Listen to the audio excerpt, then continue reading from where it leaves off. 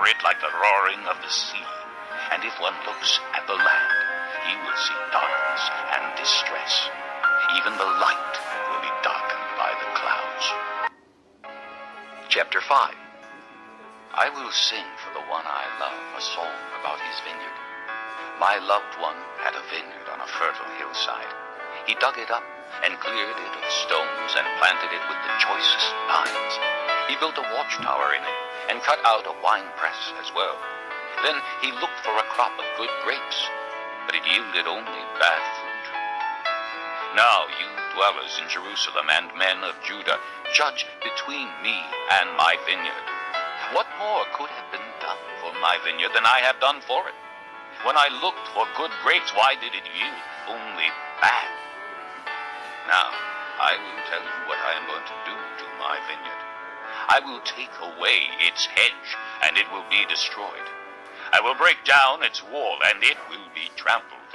I will make it a wasteland, neither pruned nor cultivated, and briars and thorns will grow there. I will command the clouds not to rain on it.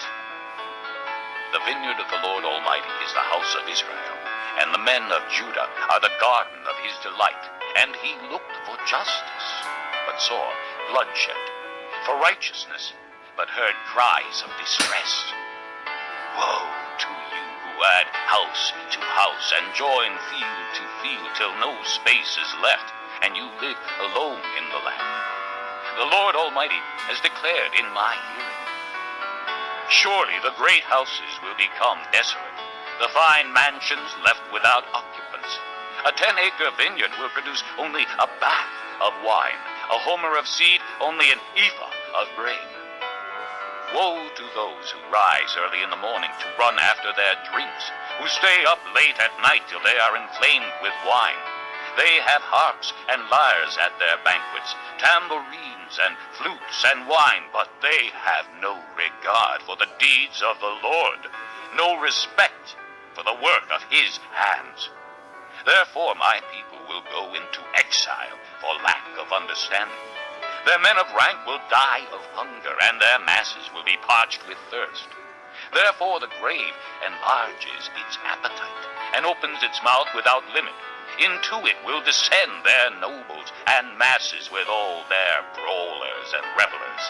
So man will be brought low, and mankind humbled, the eyes of the arrogant humbled. But the Lord Almighty will be exalted by his justice, and the holy God will show himself holy by his righteousness. Then sheep will graze as in their own pasture. Lambs will feed among the ruins of the rich.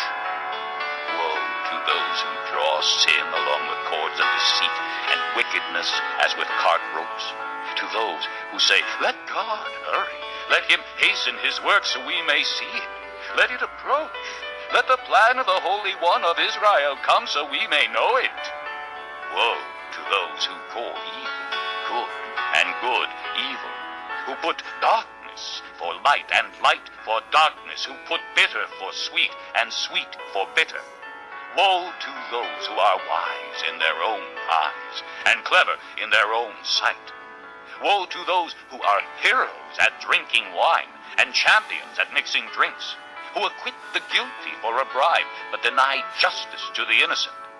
Therefore, as tongues of fire lick up straw, and as dry grass sinks down in the flames, so their roots will decay, and their flowers blow away like dust. For they have rejected the law of the Lord Almighty, and spurned the word of the Holy One of Israel. Therefore the Lord's anger burns against his people.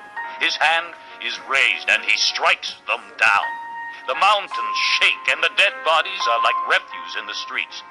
Yet for all this, his anger is not turned away. His hand is still upraised. He lifts up a banner for the distant nations. He whistles for those at the ends of the earth. Here they come, swiftly and speedily. Not one of them grows tired or stumbles. Not one slumbers or sleeps. Not a belt is loosened at the waist. Not a sandal thong is broken. Their arrows are sharp. All their bows are strung. Their